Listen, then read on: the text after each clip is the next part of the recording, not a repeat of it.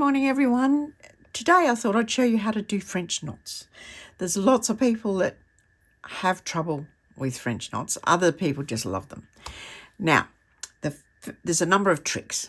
That's all they are. First one I always suggest to new hands to embroidery is to use a hoop. A hoop keeps the fabric nice and stretched, and what that means is that you can use both hands to get yourself out of a tangle if you need them. It doesn't sound very optimistic, does it? But you won't get yourself into a tangle. The second one is to use a milliner's needle. Now, a milliner's needle has the same diameter right along the shaft of the needle, including the eye of the needle. Many needles will bulge slightly at the eye to make room for the hole in the eye. A milliner's needle doesn't do that. It just is the same diameter all the way along. Now, for any knotted stitch, any stitch where you have to wrap the thread around the needle and then take the needle through all those thread wraps, it's best to use a milliner's needle because you're not trying to get all those wraps over a bulging eye. Now, it only bulges a little bit, but it's enough to just snag the threads. And what that means is that the threads pile up on one another and you end up with a knot rather than a stitch.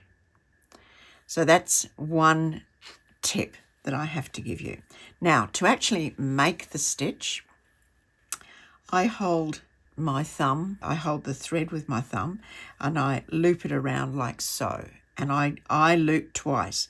Now, you can loop once or twice. If you loop once, you will end up with a smaller knot, of course, rather than two threads. See how I just put the needle back into the fabric?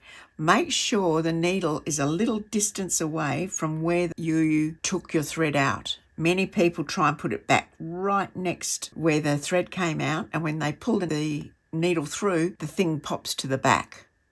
So if you have that problem, just make sure you're taking a little tiny bite of the fabric. And then pull your threads down like so. See how I'm trying to keep my fingers out of the way of the stitch so you can see what's going on. And just like, if need be, push it down like that with your finger, just so that you've got your two wraps right sitting against the fabric. Take your needle through and you have a perfect French knot. I'll do that again.